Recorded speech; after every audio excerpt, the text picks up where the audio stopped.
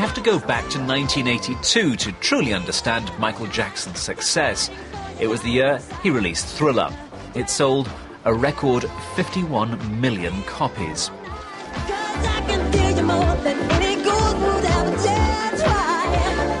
7 of its tracks went to #1, another record. He'd come a long way, fucking Robin.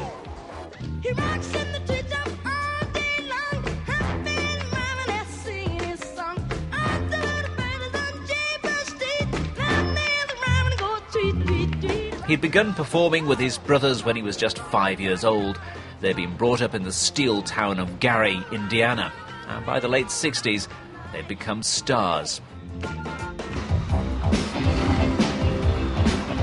Later in his life, he described his childhood as sad and lonely and claimed his father whipped and mocked him. But it didn't stop him performing. By the 80s, he'd gone solo and become the biggest star in the world.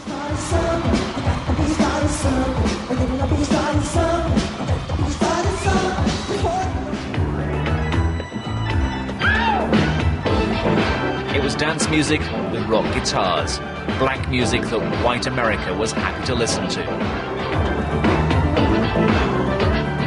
And while he continued to sell millions, this was his peak both creatively and commercially.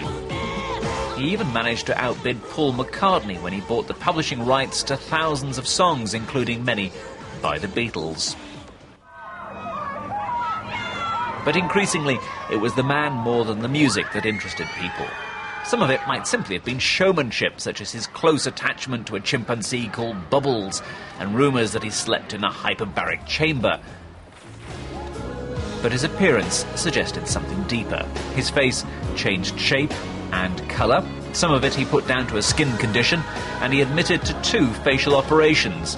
Others suspect there were many more. And then there was his domestic life. He married the daughter of Elvis, Lisa Marie Presley. 19 months later, they divorced. His first 2 children, Prince Michael and Paris Michael, came after his marriage to Debbie Rowe, a nurse who was said to be helping him with his skin condition. And a 3rd child, Prince Michael II, appeared several years later. He may have been prepared to dangle the baby out of a hotel window. He was rather more reluctant to say who the mother is. Of course, throughout all this, he did continue to release records, but critically and commercially, he'd passed his peak.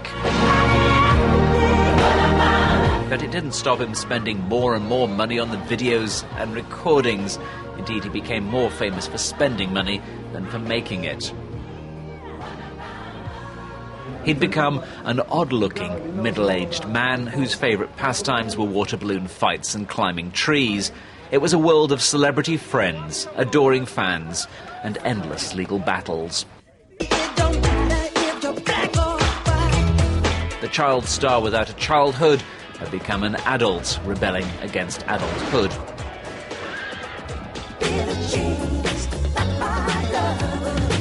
But behind the scandals, the lifestyle and the showmanship, an extraordinary career, the first black star of the MTV generation.